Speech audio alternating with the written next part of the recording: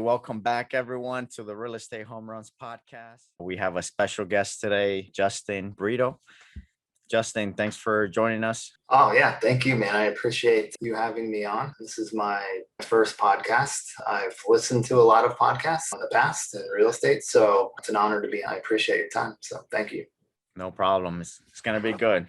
Yeah, absolutely. So before we get into today's topic, talking about underwriting, would you mind giving us an introduction about you, how you got started in real estate? Yeah, absolutely. So just a quick background. I was born in Phoenix, Arizona. It's come a long way in the last 10 years, and it's a really hot real estate market. So I feel pretty lucky to have been born here. I know the area. I know the city very well. I ended up going to Arizona State University for my bachelor's degree. I knew I wanted to be in real estate since I was probably in my teens. My family comes from a blue collar background. So my dad owned a construction company. My brother's in construction, my uncle. So I did that for a little bit, realized I don't like manual. So I decided to be the first one in my family to go to college. I think what really sparked my interest in real estate was reading the Robert Kiyosaki Rich Dad Poor Dad book. I think I read that probably in my early 20s. And so I knew I wanted to be in real estate. I wasn't really sure what part of real estate exactly. That book talks a lot about single family investments. So I started off with single family, started a business with my dad. We bought our first house 2006. We were doing a huge upgrade and then the market crashed. So we ended up losing that house, unfortunately. And so I was a little bit trying to figure out what my next move was. And I was looking on ASU's website for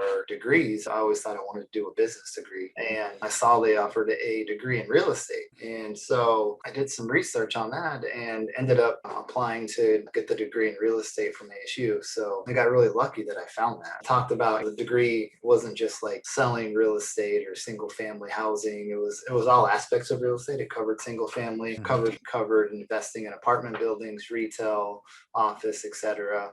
Taught a little bit about underwriting, and we did a project at the end to kind of business what we want to do in real estate. And so I decided to choose apartments. People always need a place to live. I like apartments. There's a lot of transactional velocity in apartments. It's always a good investment in my eyes. I did a project on a value add building in Tempe near ASU, and that's when I decided that's what I want to do, apartment buildings. I don't know how good the actual project came out. I don't remember. I know it was my first project in underwriting and stuff, but it definitely laid the foundation for what I want to do in the future.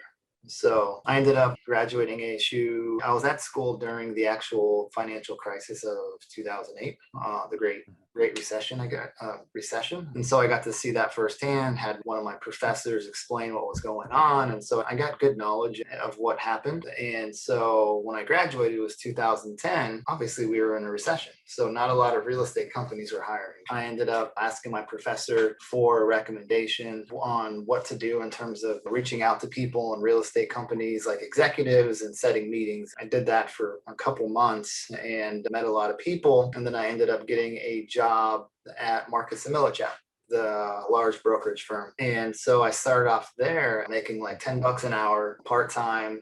And that was actually a really good job because I was researching property ownership for brokers, putting it on a spreadsheet and so they can call them. I didn't realize it at the time, but that was a great skill to have, to learn how to find these property owners, what websites to use, how to check their LLC, and if they're owned it with an LLC, who's the owner of that LLC or the manager, and get their contact info through like LexisNexis. It was a tedious project, but a very beneficial project. So I wasn't afraid to get my hands dirty, and I just took whatever I could. And eventually, after 6 months of doing that, I was able to land a full-time job as working in the research, writing research reports, and like the apartment market, the office market, retail across the nation. So I got to dive into the economics of what's driving real estate, understanding submarkets, construction pipelines, and writing reports for brokers as well as for a CEO, because our CEO goes a lot on CNBC and he's on all these shows, and he'll use these research reports as data points. So that was actually a really good experience too. And the funny thing there is I didn't pay a lot of attention in English 101 and 102 in college because I knew that was like the last thing I wanted to do. Yeah. Like a writer. So I had a huge learning curve on how to write properly when I got that job. And I would stay after work. I would work late to figure out how to create the best product for our agents. Did a lot of research. It helped me with research. So yeah, that was an awesome job. Obviously, there was a ceiling on the pay. It wasn't, even as the economy grew, started to bounce back, they weren't going to pay what I wanted to make. So I started moonlighting for a broker in our company. And he's one of the top brokers in our company. He's been there for 30 years and he was doing large institutional deals, $30 million and above. And so I was moonlighting for him because he wanted me to help with the broker opinion of values and offering memorandums, like writing the text in the back. So when I look back and connect the dots, all these things just lined up. Like I took this job writing research reports and learning how to do research and learning how to write stuff properly. And then I start moonlighting because I forced myself how to write. I started moonlighting for this guy for his marketing materials. And after a couple months of doing that, he decided to hire me full time. And so now I landed on the brokerage team in 2012, a top brokerage team that institutional. We deal with the largest property real estate investors in the world, from Blackstone, Goldman Sachs, Starwood to the REITs, to just the pension funds, international capital. So just to sum it up real quick, with him, I started off doing like the marketing materials, the investment broker opinion of values, the offering memorandums, the market surveys, all the market research. I did the marketing for when we actually got a deal. I would put it on the marketing thing called RCM, Real Capital Markets, and that sends out an email blast to our buyer list. And I learned everything I could starting at the bottom. And my goal was always to be able to underwrite deals. And we have our senior financial analyst, who's the second in charge on our team. And I kept bugging him to teach me the underwriting. And they kept pushing me off. So I just took it in my own hands and I started to study the financial model, because we have a pretty in-depth financial model. I started learning the formulas. I stayed after work, worked late, and just basically taught myself how the financial model works. And then eventually I started looking at operating statements of properties and rent rolls to figure out how to analyze those and plug it into the financial model so you can create a 10-year pro forma. Yeah. And so I just kept bugging them and they kept saying no, and they hired other people ahead of me to take the junior financial analyst position. It was tough when they hired people ahead of me, but I just kept pushing and those people didn't work out. And I finally got to slide in as a financial analyst probably 3 years ago. So now I underwrite all our deals and it's awesome. I love the underwriting aspect. To me, that's just great skill to have. So I'm still learning. I'm like not a master at it, but I'm definitely dangerous, enough to be dangerous and to analyze deals and figure out what we can do with the deal. So. And like you said, those are skills that you can pretty much apply to any area underwriting for a single family, for multifamily. Absolutely. Those same principles that you would apply to 20 units could be applied to 80. Well, I mean, we use it to underwrite $30 million deals up to $150 million deals, but I use it even to underwrite a 4-unit deal. Because it's just, now I know how to use it really quick, so I can plug in all the data real quick and it spits out all my returns and stuff. So the thing with real estate like commercial real estate investing or real estate investing in general, is like people know how to do a lot of things, but there's not, like, I don't come across a lot of people that know how to underwrite deals properly. So that's just like for me to have that skill, and being a part of, we've brokered probably $15 billion in real estate since I've been on the team. We're doing $1 billion portfolio right now, and then another $800 million portfolio that we're selling. So I have this institutional background in underwriting, as well as how these investors underwrite deals. I learned how they buy deals, how they sell deals. I'm on conference calls with them, listening to their thoughts, and I just get a behind the scenes look of how these institutions manage their real estate. So that's good. Not very many people get that opportunity. So. And I'm sure if someone were to approach you now, and let's say you didn't have the knowledge that you have now, but knew the end goal for $10, like, teach me. I'll work for you for $10 an hour. Absolutely. A lot of people go to these syndication groups and they learn this stuff on the fly, and they pay a lot of money to do it. Or I'm getting paid to get basically a master's degree in real estate. So I'm learning on the job and getting paid and learning from one of the best brokers, in my opinion, as a planet. So when did that mindset shift happened for you that you were like, this that I'm learning is really good, but how can I apply this to my own portfolio or to grow my own real estate business? Yeah, there's always fear involved. Try something new. So I was seeing all of our clients do really well in real estate. I was seeing what they did. So I had the knowledge of what people were doing at the highest level, which I can take that down to a smaller level that I'm on. I'm a newbie. To me, I'm still a newbie, but I just realized you don't have to be the smartest person in the world to invest in real estate. You just have to have certain skills and apply those skills and actually take the risk and do my due diligence, make sure I can mitigate that risk as much as possible. And I'm trying to learn more and more, reading books on mindset, how to be relentless and persevere. And finally, I just said, okay, no more analysis. I'm having analysis paralysis. I just need to take the plunge, and decided to do that in 2015. I bought a 4-unit, which obviously is a really small deal, but to me, it was a huge deal. Like I remember there was a broker in our office and he had the 4-unit deal, and I was so mesmerized. I'm like, man, that's so cool. This was in 2012 and that was such a big deal to me. But I found this 4-unit deal off market because I was cold calling property owners, and I got this guy and he's like, yeah, I'll sell. And so I drove by the deal and it was the perfect deal. It was the ugliest deal on the block because I like value add stuff, but the layout, the structure was really nice, and it was in a really good area. Like part of my business plan is to buy Class A and Class B areas, and this was in a Class A area, a really good school district. And so That's good. I was able to house hack. I did like a FHA loan, put I think 5% down, and moved into one of the units. And I think I paid like $280,000 for that fourplex. I put in probably another 100 grand over the next 2 years to fix all the units up. And at that part, there was fear there as well because I was putting in all this money, and rents at the time weren't necessarily justifying the money I was putting into the property. So I was taking a huge risk in my eyes, but eventually it paid off because the rents when I bought it were $500. Once I fixed up the units, I think I got them up to $800, and then the market just kind of took off, and now they're at $1,300. Yeah, there's a lot of luck in real estate. I can do my due diligence. I can take my assumptions, grow rents by 3%, expenses by 2%, but I don't know exactly where rents are going to go. In this case, they went up a lot higher than 3%. And I ended up selling that deal in 2019 off market to a California investor for all cash. And I think he paid me $730,000. So that was on that deal, my first deal, I think a 3 multiple I made on that deal. Yeah,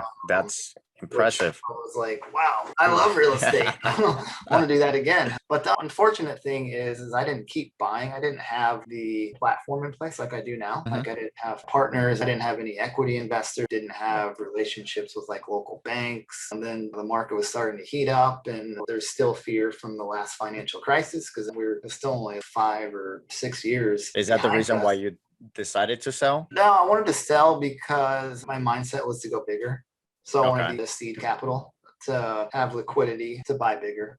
I should have 1031, but again, in 2019, prices are way elevated. And I just kept listening to people and reading articles saying the market was it was inflated again. And so I didn't necessarily capitalize on that. And I wish I would have had a better platform in place in, the early days, but I guess it happens when it's supposed to happen. And also it was a learning experience, and you came out of it with a nice profit. It's a win-win for everybody, you and the buyer. Very grateful because now they really wanted it. So that property, he bought it for 730. I mean, prices have accelerated again in Phoenix, so it's probably worth 900 now, maybe more. So, and he bought it in 2019. But at the time, it was a record-breaking price for the area, for the neighborhood. What would you say is underwriting in the simplest form, and what does it look like when we focus on the details? I know you mentioned rent roll, evaluating the pro forma and the cash coming in and expenses, making sure that you have the room to increase the rent. Yeah, so I'll use an example from my job. I underwrite institutional larger deal. We request pretty good amount amount of data. So we do student, which basically leases by the bed versus the unit. And it's these large buildings next to universities. They're basically like hotels or resorts for students. And so if it's a 2-bedroom unit, then you have bedroom A and you got bedroom B. So if one student leases bedroom A, they're only on the hook for that bedroom. And it doesn't matter if bedroom B, if they sign a lease and take off, bedroom A doesn't have to pay for that. So you get more income that way. You can get a higher per unit rent since you're doing it by the bed, but it's still cheaper for the student versus renting the whole unit. So bedroom A could rent for, let's say, $700 versus if they had to rent the whole unit at $1,200. But then they get all these great amenities. It's insane.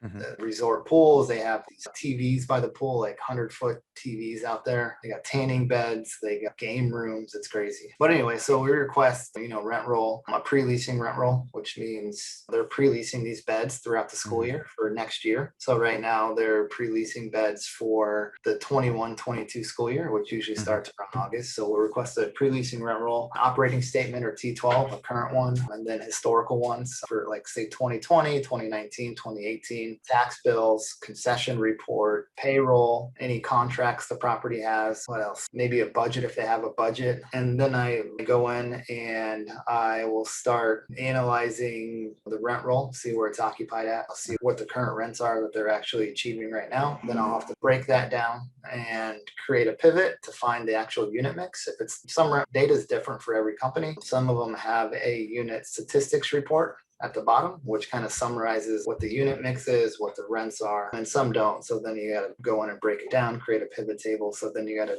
see what the unit mix is, plug that into the financial model. And then on our deals, I look at the pre-leasing report to see what rents I plug in for market rents for the upcoming school year, because we're going to have a start date on the model that coincides right now with the actual school year of August 2021. So I'll look at the market rents on the pre-leasing rent roll, plug that into my model, and then I'll look at the lease, what they're actually signed at. So let's say they're advertising bedroom A for $700 a bed, but they actually are signing some students at $650. So that's the leased rent. And so now I have a loss to lease on that unit of $50. And that can be multiplied times however many units are there. And that can add up pretty quickly. Yeah. So now I figure out what the signed rent is, and then I come up with my GPR, the gross potential rent of that property. So it's going to be all rent, all units at market rent, and then minus the loss to lease, and then that's my GPR. That's the first thing I do. The second thing I do is I set up the year one pro forma. So I'll look at the current T12 and look at all the different line items, study it, come up with underwriting questions. If there's something that looks out of whack, or maybe income for a certain line item there's no income for 3 months, and then it starts in the 4th month. Okay, so the property just start charging this income for this line item, and is it going to be in perpetuity? And so I can annualize that out and make sure I'm capturing the right income for that. Then understanding expenses, controllable versus non-controllable, and looking at the trends on expenses. One of the biggest line items that is hard to really pin down is going to be taxes. Taxes in Phoenix and Maricopa County are pretty easy because the value is already set.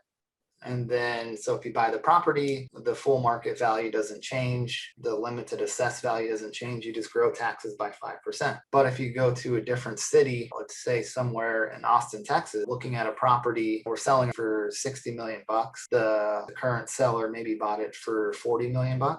So taxes right now currently are based on that $40 million price that they pay, because taxes get adjusted. So now if we sell this at $60 million, what will the market value adjust to based on the sales price or however the assessor does it? So I got to call the assessor how they calculate taxes. What do they use? Sales approach, income approach. Do they adjust the market value to a certain percentage of the sales price? So there's so many different, almost every city or county does it differently, and understanding that's extremely important. And then I'll do a tax analysis where I'll find properties that sold on the previous 3 years that are similar to the subject property, and I'll look at the sales price and then figure out what the market value is that it was adjusted to, and figure out that percentage. And I'll do a sample size of hopefully at least 5, so I can see what's the average market value that these taxes were adjusted to. Yeah. So you can pretty much see what it was before, Yeah, and what the current taxes are. Huh. Yeah, correct. And Okay, so I I didn't know mean, you like, could go that far back. yeah, there's a lot of detail involved, and that's important because, like, Yeah. let's say the subject property is paying 500,000 now in taxes, and Mhm. then you sell it for 60 million, so the market value for taxes gets adjusted upwards. It used to be 80%, most in Texas, 80% market value. It was adjusted to sales price. It's gone up quite a bit. I've seen it at 100%, 90%. I've seen it above 100%, but that can take that tax number of whatever 600,000, and that can raise it to $400,000. That's a huge hit if you're not adjusting for taxes post sale. Taxes is one of the hardest things to really nail down. There's always debate with buyers on taxes, but we're assuming based off the assessor and our market knowledge of doing the research that we're coming up with the right taxes. The other line item that has been actually going up big time has been insurance. That's something obviously we can't forecast or Mhm. really do a lot of research or come up with the correct number. We got to go with what the seller says, but the buyer will obviously get their own quote. But I've seen taxes double and even triple on like a lot of deals this year. And I think that's a lot to do with some of the fires in California and just natural disasters going on that people are filing insurance claims and now everyone gets penalized for it. That makes sense. So those are the two big things. And then understanding properties, electric's included in the rent or it's billed back to tenants. So there's an electric expense for the units, there's water, sewer, trash, understanding the expenses and then the contract services, and basically getting granular with the underwriting and understanding what we can do over a 10-year pro forma to cut expenses wherever they're running fat and to increase income where the property is not collecting income based on what we think the property should be collecting because we've underwrote so many deals, we have that knowledge. So maybe the management company is just not properly managing the property. There's underwriting, there's an art and a science to it. The science is studying the financials, the historicals, and seeing how the property's performed. The art to me is projecting what we think the property can do over the next 10 years on an NOI basis. I'm really glad we're going over this in the podcast because underwriting is very important and it can either make or break a deal, how that goes. So you got to know, you have to know your underwriting and do your due diligence to understand whether, something is worth pursuing or not. Yeah, I knew early on that that was a skill that everyone would need me for. So when I raise capital, I underwrite the deals and no one else knows how to underwrite them. It's put me in a really good position. Have you seen any common mistakes that some people make when they're underwriting deals or things that you have even become more aware of recently? Yes, I know you mentioned the taxes and insurance. Is there anything else like that? It's, I guess, coming up with the right assumptions in terms of rent growth. For us, there is benchmarks, industry benchmarks for rent growth, repairs and maintenance, turnover that we compare the historicals to of the property. So let's say benchmark historical or benchmark for rent growth is typically 3% in our industry. It's not getting too aggressive, especially in some of our markets where there is a lot of building going on. There's these student housing little towns like College Station, Texas. It's home to Texas A&M. They got thousands and thousands of new beds that were delivered there over the last 2 or 3 years. And so underwriting 3% rent growth there in perpetuity may have been a mistake a couple of years ago. Understanding the market dynamics and the supply demand metrics of a market, but now a lot of that supply has been absorbed and the market is starting to bounce back. Understanding that and then looking at concessions and making sure you're studying the market survey to see how the market's actually doing. It could be 100% occupied the market, but they're giving away tons of concessions to get there. So it's just making sure you pay attention to all the details of the deal as well as the market in general. And where the market is going. And then, where's the market going? What's the supply demand metrics? Is in our case, is the school growing? If I'm doing deals for myself, buying deals, I buy in Phoenix. So we're in a really good economy. We have good job growth. Developments, there's a lot of units coming online, but there's a shortage of housing in Phoenix. I'm comfortable with my rent growth assumptions and what I think I can do with the property. Are there any tools or software that have helped you in underwriting or that you would recommend to other people? No, I don't use like any software for underwriting. We have a financial model that was built by some wise person 10 years ago, a lot smarter than me. I just plug it into my model, but there's definitely courses you can take like that teach under. I think like CCIM has courses that teaches underwriting. Probably ULI has some webcasts that teach underwriting. I would just sign up for that stuff and learn as much as you can because you're not going to most likely be put in a situation like I am or you're working for a broker and getting the opportunity to underwrite deals. If you don't have that opportunity, you got to create it. And that's taking initiative and finding training courses that will teach you that. And then from there, finding deals to underwrite in your market or wherever and just start practicing. That's what I did. Even though I had my opportunity, I still practice on my own time to really learn more about it. Perfect that skill. Yeah, absolutely. What are 3 things that you feel like have helped you in your journey as a real estate investor and where you see yourself going? Whether it be like mindset shifts, getting past roadblocks, limited beliefs, or quotes, or even being able to tap to certain mentors and resources? Yeah, I got lots of answers for that. I'll break it down into three headings, 3 subjects, and then I got some points underneath that. It's hard to really summarize, but for the first and foremost is finding that degree in real estate at ASU. Set me on my path, getting the job at Marcus Millichap. And then the biggest thing was taking the job in brokerage, because I learned everything, whether it was creating the marketing materials, doing the marketing of the asset, doing market surveys, which is huge when you're analyzing a deal. I want to know what the other properties are doing around me. I learned how to underwrite these large institutional deals, understanding equity multiples, waterfalls, IRRs, cash on cash, terminal cap rates. What is terminal cap rate, if you don't? Terminal cap rate or exit cap rate is, okay, let's say we're selling after the renovation, then what the cap rate will be after you increase the value? Sort of. Let's say we're selling a deal at a 5 cap. Mm-hmm. It's a non-value add deal, but we're selling it at a 5 cap. It's a stabilized deal. The terminal cap rate will be, what I've seen institutions do is they underwrite 50 to 75 bips higher than the going in cap rate. So the going in cap rate is what they're buying it at. The terminal or exit is what they use to find the value. Let's say if they want to sell in year 5, they're basing the value on terminal cap rate. So it's the NOI, obviously divided by the cap rate is the value of year 5. Gotcha. So if you're buying a deal at a 5 cap, it's probably not the smartest idea to use a 5 cap in year 5 to find the value of what you can sell it at. So there's usually a spread of 50 to 75 bips. Maybe more, some conservative people are at 100 or higher. Everyone's different, but from what I've seen, it's 50 to 75. For me, on value add deals like Phoenix, the rents are so low. I'm paying, in some cases, a 4 cap for 1960s product, but I don't look at value add deals on a cap rate basis. I look at it as on a price per unit basis. What am I paying per unit? And what can I do to the property after renovations to rents? Where can I get rents to? And what will my cash on cash be over a 5 or 7 year period? What will my equity multiple be when I sell in 5 or 7 years? And I look at market cap rates today, and then I'll add 50 or 75 bips to that for the terminal cap rate.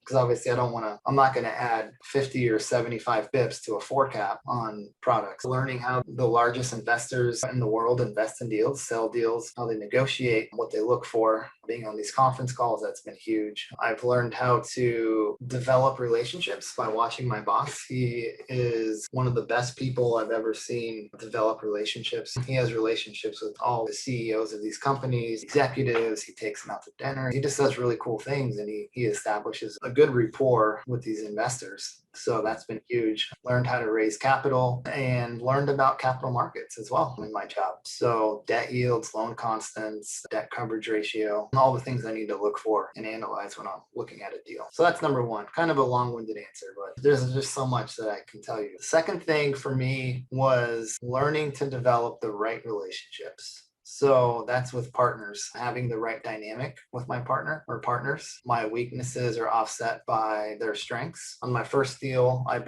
I raised capital on in 2019. I had a partner. He was retired. He was an executive at a large tech company, smart guy, very well off. And the partnership started off good. I couldn't qualify for a loan because my net worth wasn't where it needed to be. And he already had track record in multifamily and a little 10 to 20 unit space. So I knew he would be able to get the loan. So I partnered with him. I found the deal. I raised the capital or most of the capital. I found the property manager, the general contractor. I put everything together. Everything started off good. And then eventually he put on his executive hat and tried to be my boss. That didn't work for me. I don't want my partner to think that they're my boss or they're the lead partner. It's a 50-50. The dynamic just wasn't working for me. So that's important because as I transition out of my job into this business full time, I want to have the right people around me. I'm going to be spending a lot of time with them. I'm going to be dealing with a lot of money. And it's important that our personalities mesh well. that we have a symbiotic relationship. And so that was a good learning lesson. And I found new partners, that dynamic that works. So finding the right investors, whether from the cost of capital, I got it to they're easy to work with and they're not trying to micromanage the deal. I don't want somebody to come in and try and micromanage our deal. They're not the expert. I'm a fiduciary to them and I take it very seriously. And my knowledge, I have a lot of experience. So don't want somebody to try and micromanage the deal. Developing relationships with banks, another key aspect for me. And I decided in 2015, I wanted to develop a relationship with a local bank. I found the guy in there that was vice president. He was younger and I developed a really good relationship with him. So he's now the number 2 guy at the bank and he's on the investment committee. He approves the deals. So that helps with my certainty of execution when I submit offers because he's going to tell me right away if he can fund the deal. Yeah. Like from usually the day I'll send it to him, he'll give me an answer. So that helps me buy deals as well as I don't have to submit offers with the financing contingency as well. So in Phoenix, that's really important because the market's so hot. If you have a financing contingency, you're not getting the deal. There's no way. I get good terms. We can close pretty quickly. That's another huge thing. And then developing relationships with brokers, getting off market deals and having an advisor for if I want to know rents or sales comps, knowing the general contractors, because that's extremely important. Knowing pricing. So when I'm looking at a deal and I find a value add deal, I can kind of estimate what the price per unit is going to be to fix them up ahead of time. So I can underwrite it and analyze it a lot quicker versus having to wait for a bid and all that stuff. And then lastly, with that, just being easy to do business with. Meaning I do what I say, I'm honest and transparent. I'm not a jerk. I'm respectful to the brokers. I value the relationships. So they're going to want to do deals with me. In a competitive market, if I'm not the highest bidder, but I'm easy to work with, I'm not retrading deals and I have a good track record with this broker, they're going to want to bring me more deals. I've learned that at my job. The people that are easy to work with, those are the ones we want to bring deals to. Staying humble in the process, having certainty of execution and, just getting people to want to do business with me. And then the last thing is, like you said, talks about mindset, having a growth mindset, constantly looking to learn and grow. I read a ton of books every night. I read books on real estate, emotional intelligence, so I can master my emotions to the best of my ability. So I'm not reactive and don't make decisions based on emotions. Try and stick to the facts and do my best to make a decision off of that. Economics, reading autobiographies and self-improvement books. So just constantly looking to learn and grow and enhance my mind. And then I took the intellectual capital from my job and applied it to my business. So now I can do everything in a deal. I can find the deal, I underwrite the deal, I raise capital, I can create the marketing packages, I'm putting the partnerships together, dealing with the lawyer, the accountant. So now I just made it's hard to replace me in a partnership because I can do everything. That's something I wanted to be able to do from the onset of me wanting to do this, is just being able to do everything. I'd rather not do everything and just focus on a couple of areas that I am really good at, and then have partners do the areas that they're really good at so we can have efficiency. But I can still do it with the help of partners, and then mastering my emotions, and then being accountable and learning from my mistakes. And then the last thing for me is I'm not where I want to be. I started a little bit late. I'm 40. Wish I was 30 in this position. I would have not guessed that you were 40. No, I'm the Benjamin Button of real estate, man. I go backwards in age as I get older. But Younger. There's a lot of people that are where I want to be, but just making sure that I'm not trying to keep up with them, not taking huge risks because I have capital to place, because I want to buy more deals and I want to have my end goal is to have 5,000 units, and I'm not even close to that, but I'm on my own path. Everybody's on their own path. I can't take risks just to try and reach my goal quicker. It's not a get rich quick business for me. I take it very seriously. I'm a fiduciary to people's retirement money, and I want to help them grow their retirement and get to a place where they want to be. I'm reading a book right now called The Psychology of Money, and just gives stories about different people and how they view money. And it talked about Berkshire Hathaway. And I told you this story when we talked a couple of days ago, how they had 3 partners that started Berkshire. Obviously, Warren Buffett, Charlie Munger, and then there was a guy named Rick Guerin or something. And Warren Buffett said Rick was a really smart guy. He was just as smart as me and Charlie, but Rick wanted to get rich quick. me and Charlie both knew we were going to be extremely wealthy over the course of our lives, and we just knew it. So we just made the right decisions and didn't take huge risks. And they said Rick started borrowing money using margin loans to invest in the stock market. And then in the 70s, and the stock market crashed, and Rick had to sell all his Berkshire Hathaway shares to Warren Buffett at $40 per share, whatever, super cheap. And so he got bought out of the company.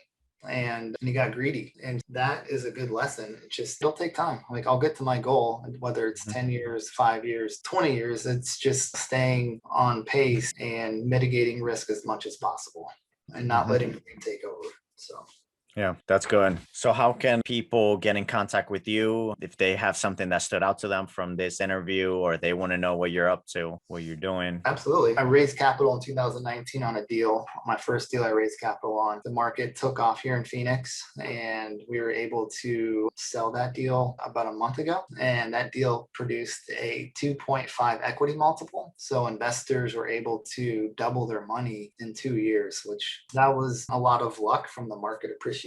But I had a solid business plan going in. So I'm always looking to raise more capital. I would never say I can produce those results again in 2 years, but that was a great deal. But yeah, you can get a hold of me. My email address is jdogBritto, BRITTO at MadisonCommunitiesAZ.com.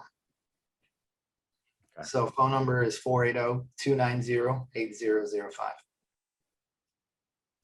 Awesome. Yeah, Hey, I love real estate, and this is what I was born to do. yeah, I don't even feel like I'm working when I'm putting deals together. It's fun. So for your first episode, this was natural for you. yeah, thank you. Yeah. I really appreciate your time and allowing me to come on, man. That's really, really cool. Thank you Yeah. so much.